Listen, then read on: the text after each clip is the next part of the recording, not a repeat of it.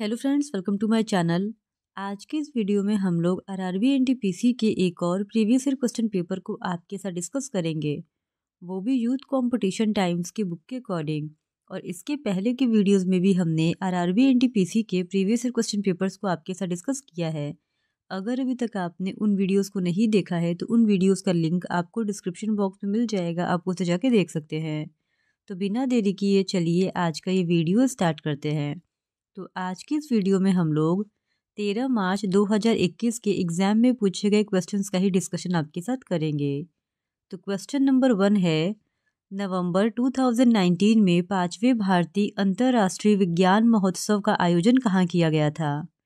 तो इस क्वेश्चन का सही जवाब है ऑप्शन सी, कोलकाता में।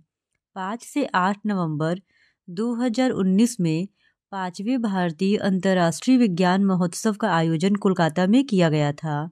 यह एक वार्षिक कार्यक्रम है जिसका आयोजन विज्ञान एवं प्रौद्योगिकी से संबंधित भारत सरकार के मंत्रालयों व विभागों और विज्ञान भारती द्वारा संयुक्त रूप से किया जाता है। फिर क्वेश्चन नंबर 2, ए, बी एवं सी किसी काम को क्रमशः 6, 4 और 10 दिनों में पूरा कर सकते हैं। यदि वे एक साथ काम करते हैं तो उसी काम को पूरा करने में उन्हें कितने दिन लगेंगे? तो इस क्वेश्चन का सही जवाब है ऑप्शन डी, 1 होल 29/31 डेज। फिर क्वेश्चन नंबर 3, विश्व पर्यटन संगठन का मुख्यालय कहाँ स्थित है?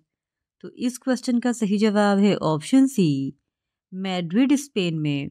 विश्व पर्यटन संगठन का मुख्यालय स्पेन के मैड्रिड शहर में स्थित है। विश्व पर्यटन संगठन संयुक्त राष्ट्र की एजेंसी है जो सार्वभौमिक रूप से सुलभ पर्यटन को बढ़ावा देने के लिए कार्य करती है और विश्व पर्यटन दिवस हर साल 27 सितंबर को मनाया जाता है। फिर क्वेश्चन नंबर 4, किसी निश्चित कूट भाषा में राम को एसबीएन लिखा जाता है, उसी कूट भाषा में श्याम को किस प्रकार लिखा जाएगा? तो इस क्वेश्चन का सही जवाब है ऑप्शन डी, TIZBN। फिर क्वेश्चन नंबर 5, भारतीय पुरातत्व सर्वेक्षण का मुख्यालय कहाँ स्थित है? तो इस क्वेश्चन का सही जवाब है ऑप्शन बी, नई दिल्ली में। आर्कियोलॉजिकल सर्वे ऑफ इंडिया का हेडक्वार्टर नई दिल्ली में स्थित है और इसकी स्थापना वर्ष 1861 है। भारतीय पुरातत्व सर्वेक्षण का प्रमुख कार्य राष्ट्रीय महत्व के प्राचीन स्मारकों तथा पुरातत्वीय स्थलों और अवशेषों का रखरखाव करना है और भारतीय पुरातत्व सर्वेक्षण अपने वर्तमान स्वरूप में सन 1861 में ब्रिटिश शासन के अधीन सर अलेक्जेंडर कनिंघम द्वारा तत्कालीन वायसराय जॉर्ज जॉन केनिंग की सहायता से स्थापित हुआ था। फिर क्वेश्चन नंबर 6, इसका सही जवाब है ऑप्शन डी, 15। क्वेश्चन है कि √217 प्लस √50 प्लस √196 का मान ज्ञात कीजिए। तो इस क्वेश्चन का सही जवाब हो जाएगा ऑप्शन डी, 15। फिर क्वेश्चन नंबर 7, भारतीय रिजर्व बैंक की स्थापना कब की गई थी? तो इस क्वेश्चन का सही जवाब है ऑप्शन डी, 1 अप्रैल 1935 को। भारतीय रिजर्व बैंक की स्थापना 1 अप्रैल सन 1935 को reserve bank of India act 1934 के प्रावधानों के अनुसार की गई थी और आरंभ में इसका केंद्रीय कार्यालय कोलकाता में स्थित था, जिसे सन 1937 में मुंबई में स्थानांतरित कर दिया गया। फिर क्वेश्चन नंबर 8, आनंद ने 3,75,000 में एक कार खरीदी और उसे 15% की हानि पर बेच दिया। कार का विक्रय मूल्य ज्ञात कीजिए। तो इस क्वेश्चन का सही जवाब है ऑप्शन ए, 3,18,750 रुपये। फिर क्वेश्चन नंबर 9, बंगाली साहित्यकार रविंद्रनाथ टैगोर वर्ष डैश में अपने गीतांजलि नामक कविता संग्रह के लिए साहित्य का नोबेल पुरस्कार जीतने वाले पहले भारतीय बने। तो इस क्वेश्चन का सही जवाब है ऑप्शन बी, वर्ष 1913 में। बंगाली साहित्यकार रविंद्रनाथ टैगोर वर्ष 1913 में अपने गीतांजलि नामक कविता संग्रह के लिए साहित्य का नोबेल पुरस्कार जीतने वाले पहले भारतीय बने और रविंद्रनाथ टैगोर भारत के ही नहीं बल्कि एशिया के प्रथम व्यक्ति थे जिन्हें नोबेल पुरस्कार से सम्मानित किया गया था। फिर क्वेश्चन नंबर 10, कमल किसी कार्य को 14 दिनों में पूरा कर सकता है। विमल कमल से 40% अधिक कार्य कुशल है विमल अकेले उसी कार्य को कितने दिनों में पूरा कर लेगा? तो इस क्वेश्चन का सही जवाब है ऑप्शन सी, 10 दिनों में। फिर question number 11, 56/5 plus 5 whole 1/10 divided by 3 whole 2/5 का मान ज्ञात कीजिए। तो इस क्वेश्चन का सही जवाब है ऑप्शन ए, 12 होल 7/10। फिर क्वेश्चन नंबर 12, एक बस की ठहराव रहित चाल 80 किलोमीटर पर आवर है और बस की ठहराव सहित चाल 52 किलोमीटर पर आवर है। प्रति घंटे बस कितने मिनट रुकती है? तो इस क्वेश्चन का सही जवाब है ऑप्शन डी, 21 मिनट्स। फिर क्वेश्चन नंबर 13, वर्ष 2008 में भारतीय अंतरिक्ष अनुसंधान संगठन ने भारतीय वायु क्षेत्र में हवाई जहाज़ों को सही ढंग से लैंड करने में मदद करने के लिए GPS aided geo augmented navigation प्रणाली विकसित करने के लिए डैश के साथ अनुबंध किया। तो इस क्वेश्चन का सही जवाब है ऑप्शन सी, भारतीय विमानपत्तन प्राधिकरण यानी एयरपोर्ट अथॉरिटी ऑफ इंडिया। वर्ष 2008 में भारतीय अंतरिक्ष अनुसंधान संगठन इसरो ने भारतीय वायु क्षेत्र में हवाई जहाज़ों को सही ढंग से लैंड करने में मदद के लिए GPS aided geo augmented navigation प्रणाली विकसित करने के लिए भारतीय विमानपत्तन प्राधिकरण के साथ अनुबंध किया था। फिर क्वेश्चन नंबर 14, राष्ट्रपति रामनाथ कोविंद ने 15 मार्च 2019 को किस स्थान पर नवाचार एवं उद्यमिता महोत्सव का उद्घाटन किया? तो ये क्वेश्चन 2019 से पूछा गया है और इसका सही जवाब हो जाएगा ऑप्शन बी, गांधीनगर, गुजरात। फिर क्वेश्चन नंबर 15, उस संख्या का चयन करें जो निम्नलिखित श्रेणी में प्रश्न चिन्ह के स्थान पर आएगी। तो इस क्वेश्चन का सही जवाब है ऑप्शन ए, 68। फिर क्वेश्चन नंबर 16, दिए गए विकल्पों में से असंगत विकल्प का चयन करें। तो इस क्वेश्चन का सही जवाब है ऑप्शन बी, मिल्क डेयरी। फिर क्वेश्चन नंबर 17, दिए गए कथन और निष्कर्षों को ध्यान से पढ़ें। कथनों में दी गई जानकारी को सत्य मानते हुए विचार करें, भले ही यह सामान्यतः ज्ञात तथ्यों से भिन्न प्रतीत होती हो, और बताएं कि दिए गए निष्कर्षों में से कौन से कथन का तार्किक रूप से पालन करते हैं। कथन है, वृद्ध व्यक्तियों को कठिन व्यायामों से बचना चाहिए। निष्कर्ष ए है, युवाओं के लिए व्यायाम आवश्यक नहीं है। निष्कर्ष बी है, कठिन व्यायामों से कंडराओं को नुकसान पहुंच सकता है। तो इस क्वेश्चन का सही जवाब है ऑप्शन ए, न तो निष्कर्ष ए और न ही बी पालन करता है। फिर क्वेश्चन नंबर 18, निम्न में से कौन सी बीमारी वायु के माध्यम से नहीं फैलती है? तो इस क्वेश्चन का सही जवाब है ऑप्शन डी, कॉलेरा यानी कि हैजा। खांसी, जुकाम, निमोनिया तथा तपेदिक या क्षय रोग आदि वायु के माध्यम से फैलने वाले रोग हैं, जबकि हैजा दूषित जल, दूषित खाद्य पदार्थों तथा मक्खियों द्वारा फैलता है और हैजा रोग का कारक विब्रियो कॉलेरी नामक जीवाणु होता है। फिर क्वेश्चन नंबर 19, जिन तत्वों में धातुओं और अधातुओं के बीच के मध्यवर्ती गुण होते हैं उन्हें उपधातु कहा जाता है। निम्नलिखित में से किसे उपधातु के रूप में जाना जाता है? तो इस क्वेश्चन का सही जवाब है ऑप्शन डी, जर्मेनियम। जिन तत्वों में धातुओं और अधातुओं के बीच के मध्यवर्ती गुण पाए जाते हैं उनको उपधातु के रूप में जाना जाता है और सिलिकॉन एवं जर्मेनियम जैसे तत्वों को उपधातु के रूप में जाना जाता है। फिर क्वेश्चन नंबर 20, अशोक तर्कसिद्ध रूप से प्रारंभिक भारत के सबसे प्रसिद्ध शासक थे जिसने कलिंग पर विजय प्राप्त की। वे डैश के पोते थे। तो इस क्वेश्चन का सही जवाब है ऑप्शन बी, चंद्रगुप्त मौर्य के। सम्राट अशोक मौर्य वंश के शासक बिंदुसार के पुत्र तथा चंद्रगुप्त मौर्य के पोते थे और कलिंग के युद्ध का वर्णन अशोक सम्राट के 13वें शिलालेख से मिलता है और सम्राट अशोक के राज्याभिषेक के 8वें वर्ष में यह युद्ध लड़ा गया था। फिर question number 21, startup India Bharat सरकार की एक मुख्य पहल है, इसे किस वर्ष में आरंभ किया गया था? तो इस क्वेश्चन का सही जवाब है ऑप्शन बी, 2016 में। स्टार्टअप इंडिया भारत सरकार की एक मुख्य पहल है जिसकी घोषणा 15 अगस्त 2015 को भारत के प्रधानमंत्री द्वारा की गई थी। इस पहल का उद्देश्य देश में नवाचार व स्टार्टअप को बढ़ावा देने के लिए एक मजबूत इकोसिस्टम का निर्माण करना है, जो सतत आर्थिक विकास को बढ़ावा देगा और बड़े पैमाने पर रोजगार के अवसर उत्पन्न करेगा। इसकी शुरुआत 16 जनवरी 2016 को भारत के प्रधानमंत्री नरेंद्र मोदी द्वारा स्टार्टअप इंडिया के लिए एक कार्य योजना के शुभारंभ के साथ की गई थी।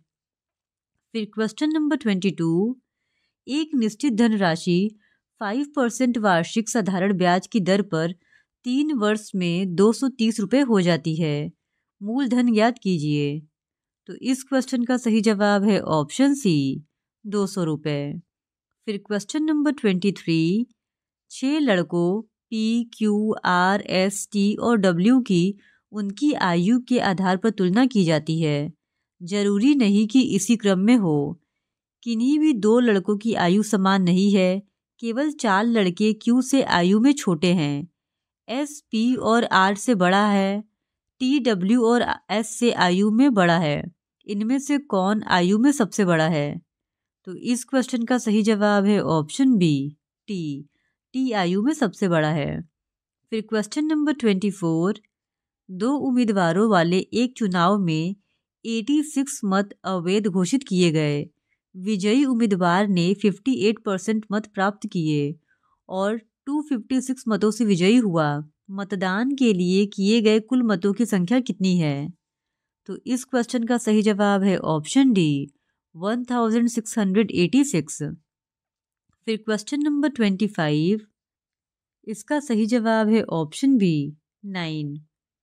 फिर क्वेश्चन नंबर 26, भारत का राष्ट्रीय वृक्ष कौन सा है?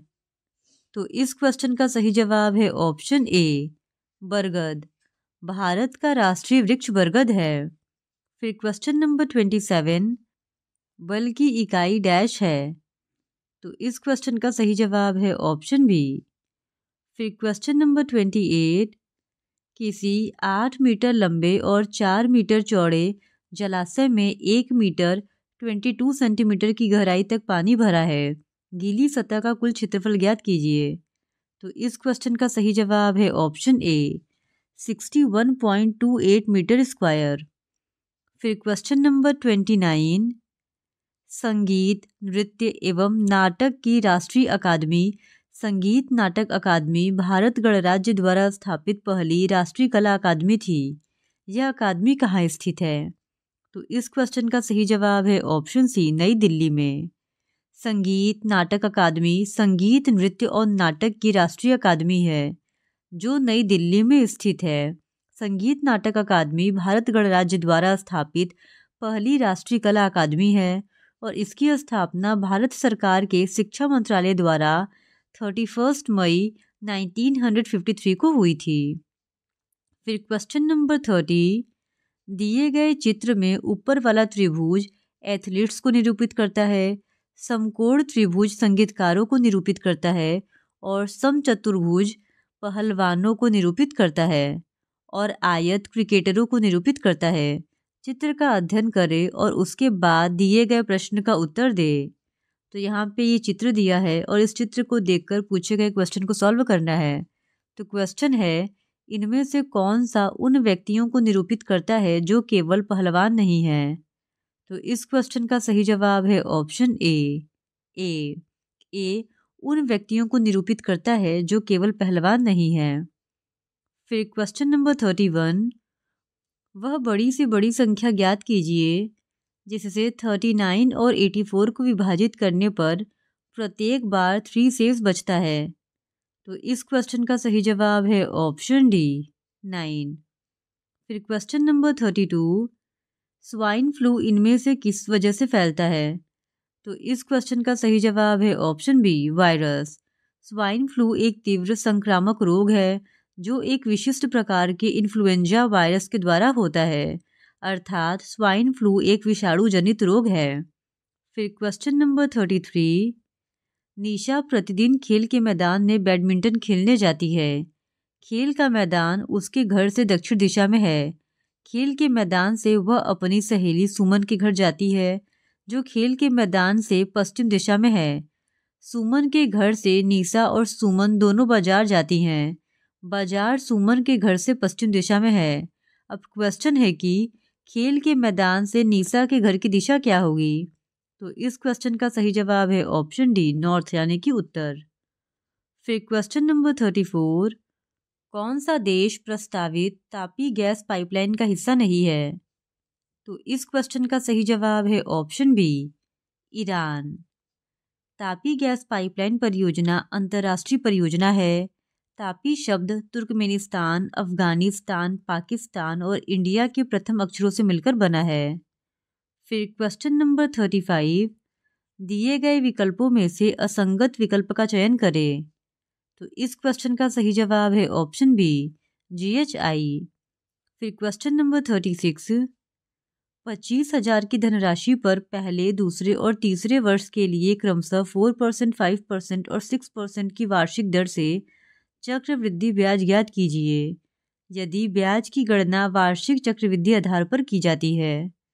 तो इस क्वेश्चन का सही जवाब है ऑप्शन सी, 3,938 रुपये।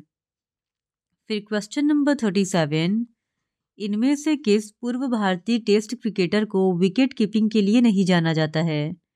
तो इस क्वेश्चन का सही जवाब है option D, BS Chandrashekhar. BS Chandrashekhar का पूरा नाम भागवत सुब्रमण्यम चंद्रशेखर है। BS चंद्रशेखर अपने समय में मुख्य रूप से अपनी गेंदबाजी के लिए जाने जाते थे। वह भारतीय टीम में विकेट कीपर नहीं बल्कि एक प्रमुख गेंदबाज थे। फिर क्वेश्चन नंबर 38, उस अक्षर युग्म का चयन करें जो निम्नलिखित श्रृंखला में प्रश्न चिन्ह के स्थान पर आएगा। तो इस क्वेश्चन का सही जवाब है ऑप्शन सी, EJ। फिर क्वेश्चन नंबर 39, किसी कूट भाषा में सचिन को 19138914 लिखा जाता है, उसी कूट भाषा में गीता को कैसे लिखा जाएगा? तो इस क्वेश्चन का सही जवाब है ऑप्शन ए, 755201। फिर क्वेश्चन नंबर 40, निम्नलिखित भारतीय राष्ट्रपतियों के नामों को उनके कार्यकाल के अनुसार अवरोही क्रम में व्यवस्थित करें। तो इस क्वेश्चन का सही जवाब है ऑप्शन डी। सबसे पहले आएंगे ज्ञानी जेल सिंह, फिर नीलम संजीव रेड्डी, उसके बाद फखरुद्दीन अली अहमद और सबसे अंत में आएंगे डॉक्टर जाकिर हुसैन, यानी ऑप्शन डी 4213 इस क्वेश्चन का सही जवाब है। फिर क्वेश्चन नंबर 41, यदि हम 4 पुरुष, 3 महिलाओं और 2 लड़कों वाले एक समूह से यादृच्छिक रूप से 3 व्यक्तियों का चयन करते हैं तो 2 पुरुषों के चयनित किए जाने की प्रायिकता ज्ञात कीजिए।